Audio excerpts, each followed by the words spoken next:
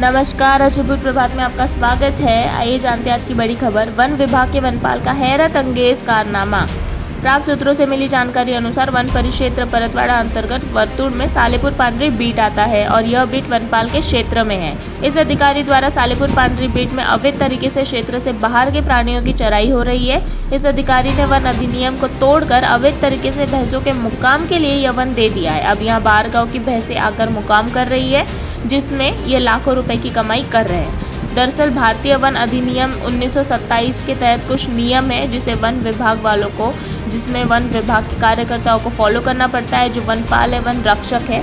लेकिन यहाँ हमें प्राप्त सूत्रों से जानकारी मिली है कि वन अधिनियम 1927 का यहाँ उल्लंघन हो रहा है।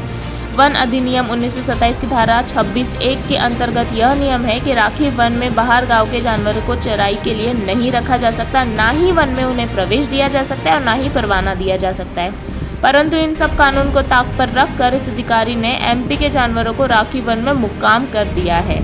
अब यदि आप कहेंगे कि भारतीय वन अधिनियम 1927 का उल्लंघन कैसे है, तो हम आपको एक आर्टिकल दिखा देते हैं जिसमें हम आपको ये दिखाएंगे कि 1927 के नियम है क्या वन विभाग को लेकर।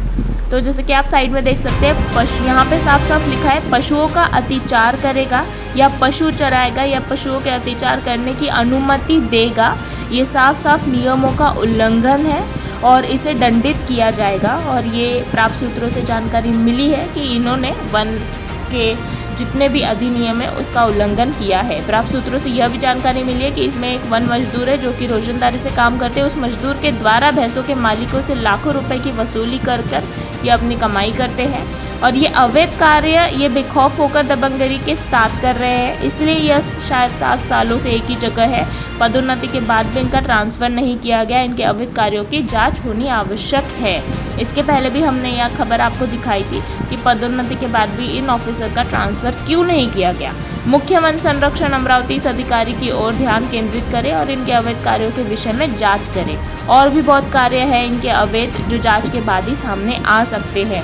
अब भारतीय वन अधिनियम 1927 का जो उल्लंघन कर सकता है वो और कितने नियमों का उल्लंघन करता होगा। यह अधिकारी अचलपुर के स्थायी होने से इन्होंने अपनी पहचान बना रखी है। ये बड़े अधिकारियों को भी इनके अवैध कारनामों की भनक तक नहीं लगने देते और नियमों का उल्लंघन करते रहते हैं। आखिर इन अधिकारी को वन विभाग कब तक संरक्षण में रखेंगे, हम ये जानना चाहते हैं और ये जनता भी जानना चाहती है। क्योंकि यदि भारतीय वन अधिनियम बनाए गए हैं तो वो वन की सुरक्षा को देखते हुए बनाए गए हैं। कहीं ना कहीं कुछ ना कुछ देखते हुए ये नियम बने हैं कि बाहर के जानवरों की चराई वन में नहीं की जा सकती, राखी वन में नहीं रखा जा सकता।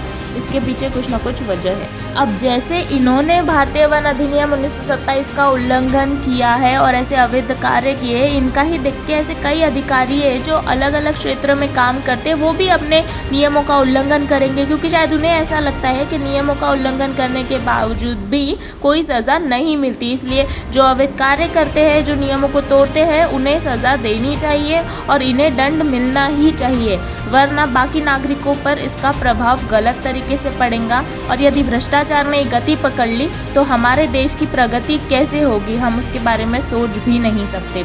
इसलिए नियमों का उल्लंघन करने वालों को दंड अवश्य देना चाहिए।